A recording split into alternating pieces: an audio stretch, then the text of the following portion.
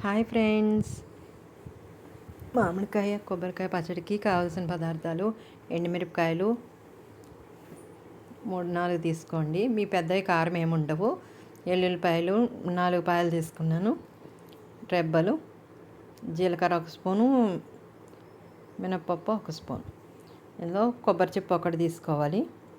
మామిడికాయ ముక్క సగం పచ్చ తీసుకుంటే సరిపోతుంది. సగమైన పులుపుని బట్టి తీసుకోవాలి. మామిడికాయ మీరు తినే దాన్ని బట్టి తీసుకొని పక్కన పెట్టుకోవాలి. ఇప్పుడు స్టవ్ వెలిగించి బాండి పెట్టి ఆయిల్ వేసుకున్నాను. ఆయిల్ వేడెక్కాక చక్కగా ఈ తాలింపు గింజలు అందులో వేసేసుకుని ఎండుమిరపకాయలు 4 వేసుకున్నాను. చక్కగా అవన్నీ మాడకుండా బ్రౌన్ కలర్ వేపుకోవాలి. చూడండి ఎట్లా వేయనిగా మాడకుండా వేపుకోవాలి. అది వేపుతుంటే చక్కగా ఉబ్బుతుంది. కారం లేవు. చాలా బాగుంది పచ్చడి. అయితే మీకు కూడా నచ్చుతుంది అనుకుంటున్నా. ఇంతకుముందు కూడా చేసిన నేను ఇది. చాలా టేస్ట్ ఉంటుంది ఈ పచ్చడి. అయితే ఎల్లుల్లిపాయలు 4 వేసుకుని ఈ మిక్సీ జార్లో ఉప్పు 1 స్పూను మీరు తినేదాన్ని బట్టి తగినంత వేసుకుని మెత్తగా మిక్సీ పట్టుకోవాలి.